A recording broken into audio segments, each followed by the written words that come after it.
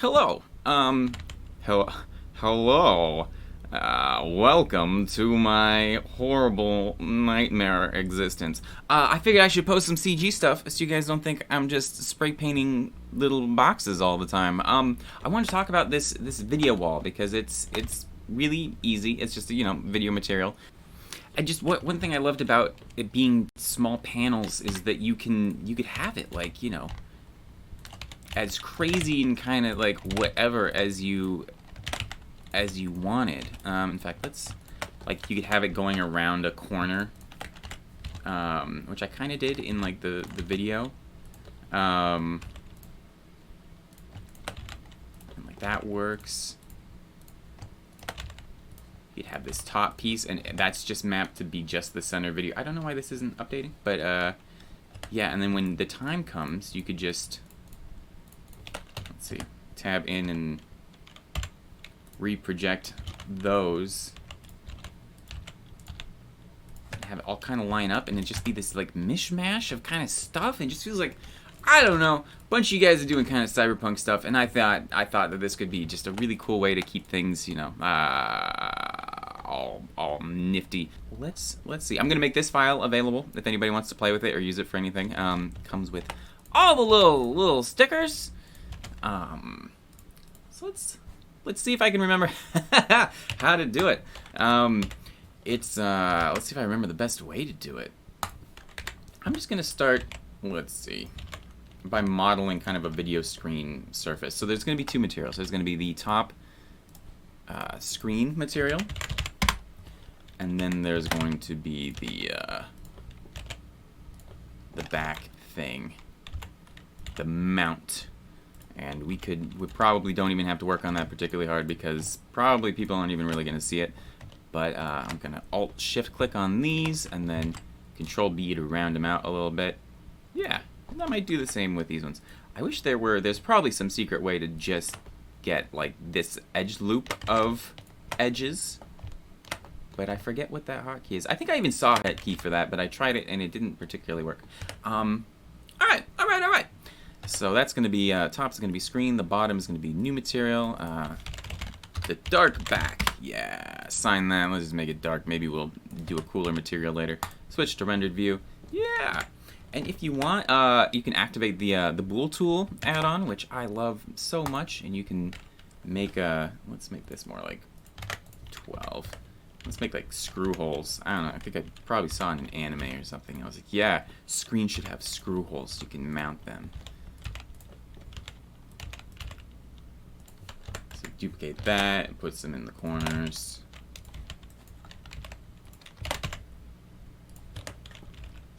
And then select the object, and you just hit Control Negative on the numpad. And look at that. That's, if you don't already use the Bool tool, it's so nice. I'm gonna apply it. You don't have to apply it, but I'm gonna. Okay. So I'm just gonna duplicate this out, kind of like this. I probably made the. Let's see. Actually, I'm gonna shrink this a little bit. It's gonna offset the screw holes, but that's okay. Yeah, that's fine. Duplicate. Let's do 6, 5. Okay.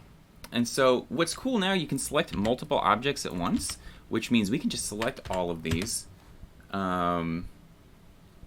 I'm going to slide open the UV editor. Oh yeah, so you could just select all of them, and then you can tab into edit mode, and you're able to edit all of them at once, which is very cool, because that means we can go in the UV editor and select all, and just hit U, project from view, and look, we're projecting all of them at once. And I don't know, if you haven't done a lot of UV unwrapping, you might not understand why that's so cool yet, but you will in a second.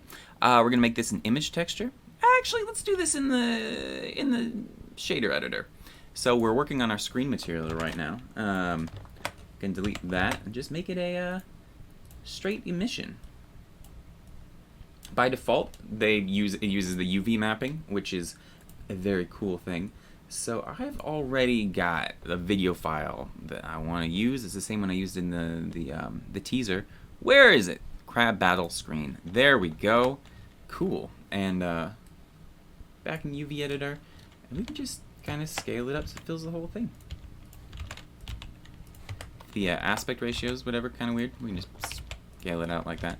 And already, we've kind of got a thing. We can move these around individually. It's kind of fun.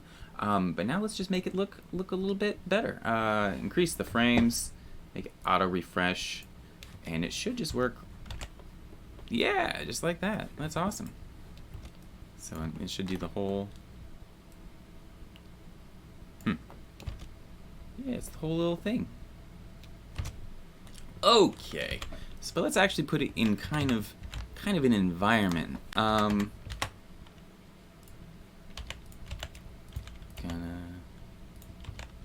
Realize I always feel as if I have to keep like a constant stream of consciousness, but that's actually not always the most conducive to working. And I found it results in me saying a lot, which is not a thing I like to do. This is how I make hallways. I don't think it's probably, ooh, there we go. I don't know if it's a good way to make hallways, but it's how I make hallways. Let's put a light in the hallway. Oh yeah. This, make a new material. Gonna make it an image material. Open up our textures here. Textures! And let's pick one of the plaster ones I like. Yeah, that's a nice one. And I'm gonna select everything. Hit U. Cube projection. Alright, looks kind of like a thing. Select the floor planes here. UV editor, and let's make them all one color.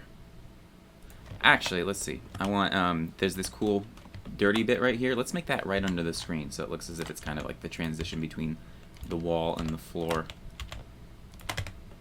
That's kind of cool. For extra realism, let's just go back into the shader editor and plug. So we have two different options. We can just plug the original image texture into like the roughness. And you can see right out the gate, it's kind of cool. We can throw a color ramp in there and play with like what it does. Maybe it never gets that glossy. That would be too glossy. I can kind of dial stuff in a little bit. Even this is like a little bit too. You turn down the specular. Yeah, that's kind of better. Still obviously too glossy. We should make it. Nah.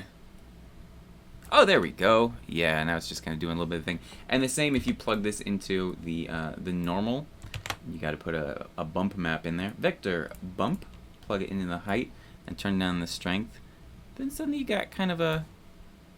Let's invert it. Yeah, then you have, you know, just it looks in a pinch. Looks kind of like a thing. And that's actually, I'm going to turn this light all the way down. We're going to get some reflections. Let's see. We're going to play with reflections from the screen here. So I'm going to turn on screen space reflections. Check all of them. Yeah. Woo, and already that's better. I'm going to bring back,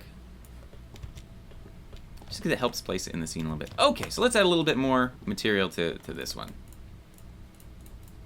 I don't like the degree to which I stretch that out, so I'm going to just maybe do that. Yeah. Okay. Jumping into the shader editor screen, let's add. First, let's add some like old CRT lines. So a color. We're going to be going in between the texture and the shader, just in between the yellow dots. That means you're affecting the color data. Color mix RGB. Yeah. And I'm going to add a wave texture. And let's see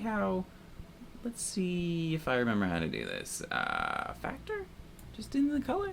Look at that. It's kind of a thing. I'm going to change the mix to overlay. And yeah, you can just change now how much of that's there. I kind of like them diagonal just because it's insane. It kind of adds a cool texture. But let's add a vector mapping node. Is that right? We're going to find out. Vector into the vector. Oh, we probably also need to add a texture coordinate node. Plug the UV into the vector.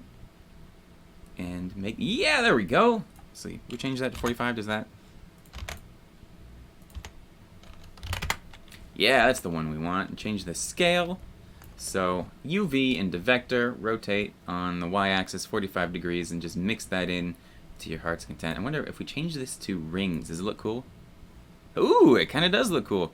Actually, let's keep it like that, even though it doesn't make any sense at all. It's a cool texture. And then also, like, I think I'm thinking of the big video billboards that were at like baseball games when I was a kid, and they'd be made up of all these little like sub panels. And I think we can duplicate that pretty easily by, I'm gonna just duplicate this overlay here. And I'm gonna add a brick texture, which I think we're gonna need to put another one of these going into here, and we'll be doing stuff with mapping. But color, I'm gonna do color this time. And hey, all right, change this to overlay. The mortar size 0, and you can see that's already kind of cool. And we can change, maybe we change this to kind of be a little bit wacky. Huh? Yeah, okay.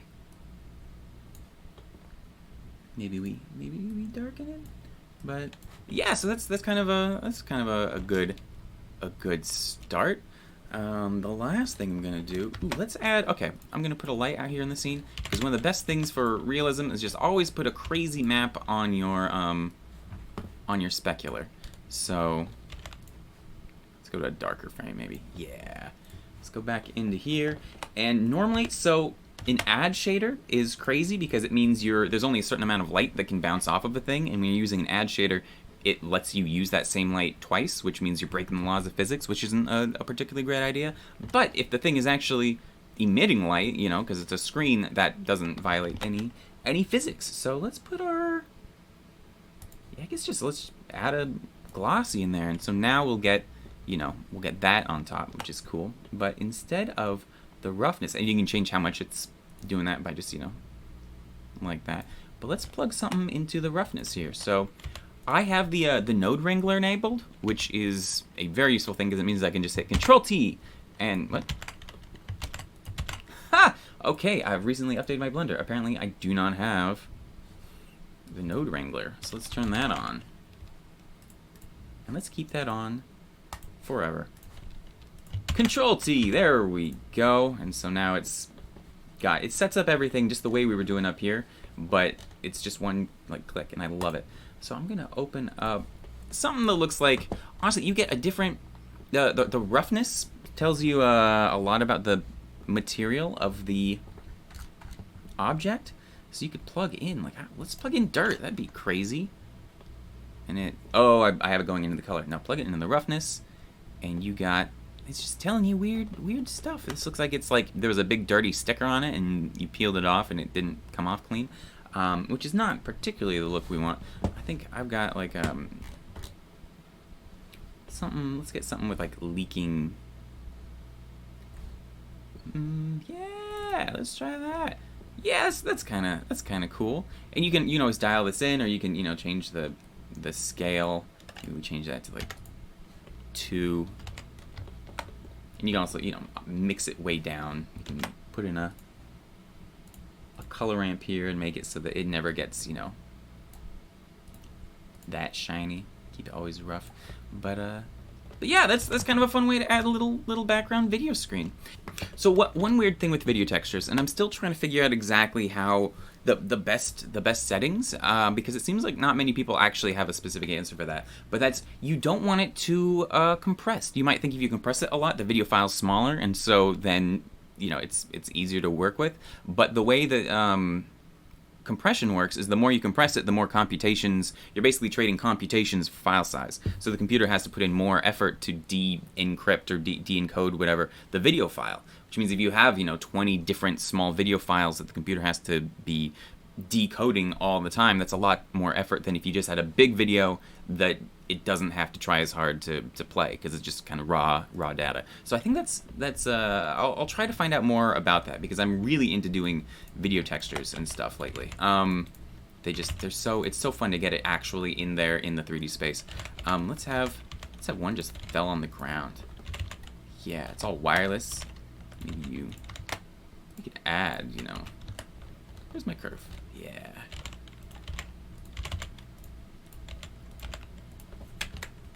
Let's have a cable sticking out of it.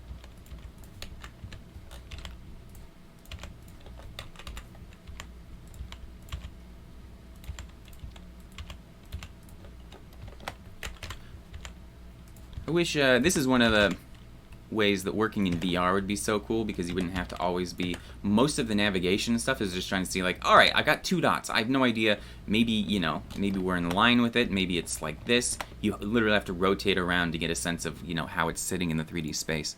And I've seen people working in 3D environments, and it's, let's see, depth. I think you just cranked that. Yeah! Let's duplicate that like that. So once you get it lined up once, it's always nice to get 2 for the same amount of money.